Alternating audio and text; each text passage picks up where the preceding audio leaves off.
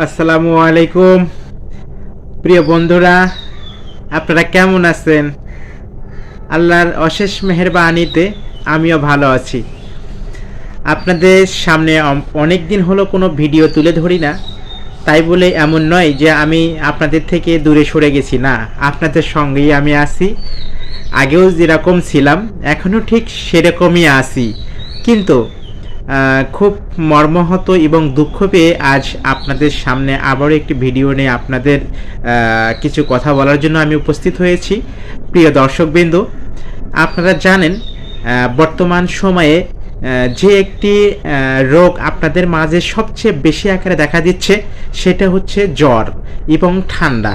এই যে দুইটি রোগ আপনাদের কেন হয়, কি কারণে হতে পারে, আপনারা এখান থেকে সহজে কিভাবে মুক্তি লাভ করবেন সেইটার কথাই আপনাদের সামনে আজকে তুলে ধরব।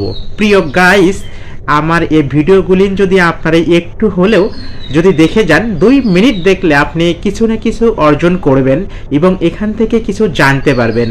আমি গ্যারান্টি দিচ্ছি, আমার ভিডিওগুলি যদি আপনি দেখেন তাহলে অবশ্যই কিছু না কিছু জানবেন এবং আপনার পরিবার, আপনার আত্মীয় স্বজনের যদি এই ধরনের রোগ হয়ে থাকে তাকে সহজে আপনি এই কথাগুলি তুলে ধরতে পারবেন, তাদেরকে সহজ সমাধান দিতে পারবেন।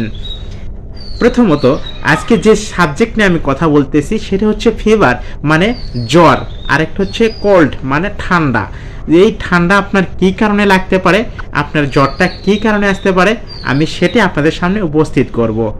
প্রিয় বন্ধু, আপনার অবশ্যই দেখুন, আমি বলতেছি আপনার দুইটা কারণে আপনার জ্বর হতে পারে।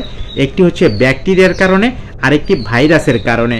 আপনি এই ব্যাকটেরিয়াকে কিভাবে ধ্বংস করবেন, আর ভাইরাসের কারণে আপনার জ্বর হয়ে থাকে এটাকে আপনি কিভাবে প্রতিরোধ করবেন, এই দুইটি কারণ। আরেকটি বিষয়, যদি আপনি মেডিকেলে যান, মেডিকেলে গেলে আপনাকে যে 2টি টেস্ট বা 3টি টেস্ট করাতে হবে, এর উপরে আপনি করবেন না। এই 3টি টেস্টের কথা আপনাদের সামনে আজকে তুলে ধরবো। প্রিয় বন্ধুরা, তাই বলি, আপনার যদি ভাইরাস জাতীয় রোগ হয়ে থাকে, ভাইরাস জাতীয় জ্বর হয়ে থাকে, এটাকে সমাধান করার জন্য আপনাকে অবশ্যই অ্যান্টিবায়োটিক সেবন করতে হবে। অনেকেই বলে যে অ্যান্টিবায়োটিক লাগে না। জি, লাগে। আপনি যদি ব্যাকটেরিয়া হয়ে থাকে 100% আপনার জন্য অ্যান্টিবায়োটিক প্রয়োজন, এবং এই অ্যান্টিবায়োটিকটা আপনাকে যদি ব্যাকটেরিয়া আপনার দেহে ঘটে থাকে, হয়ে থাকে, এই জীবাণুটাকে ধ্বংস করার জন্য আপনাকে অবশ্যই অ্যান্টিবায়োটিক সেবন করতে হবে। আপনি যদি মেডিকেলে যান, এই জ্বরের কারণে যদি আপনি মেডিকেলে যান, অবশ্যই বেশি টেস্ট করাতে হবে না, 3টি টেস্ট করাবেন।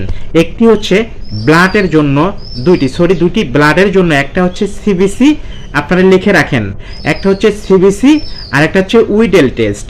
আরেকটা টেস্ট করাবেন, সেটা হচ্ছে কি ইউরেন ফর আরই, এই তিনটে টেস্ট আপনারা করালে আপনারা জানতে পারবেন আপনাদের এই জ্বরটা বা ঠান্ডাটা কোথায় থেকে তৈরি হয়েছে, আপনি কি কারণে তৈরি হয়েছে, এর উপরে ভিত্তি করে আপনি ওষুধ সেবন করবেন, আপনি ইনশাল্লাহ সুস্থ হবেন।